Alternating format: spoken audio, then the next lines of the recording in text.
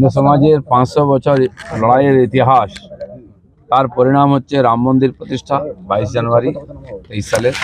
আর তারপরে প্রথম রামনবমী, রাম মন্দির প্রতিষ্ঠার পরে নিঃসন্দেহে আলাদা একটা তার আঙ্গিক আছে। সারা বিশ্বের হিন্দু সমাজ রাম মন্দির প্রতিষ্ঠার বিজয় উৎসব হিসেবে আজকে পালন করবে।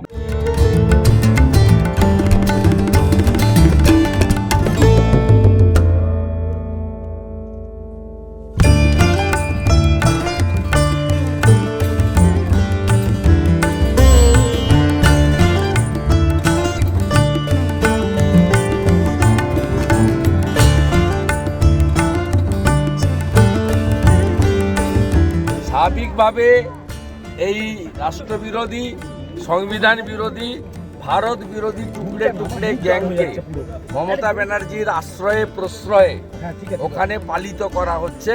আর এই কাজে মমতা ব্যানার্জির দোসর হচ্ছে সিপিএম, যাদের ঠাকুরদা, জ্যাঠা, দাদু সবাই চিনে থাকে।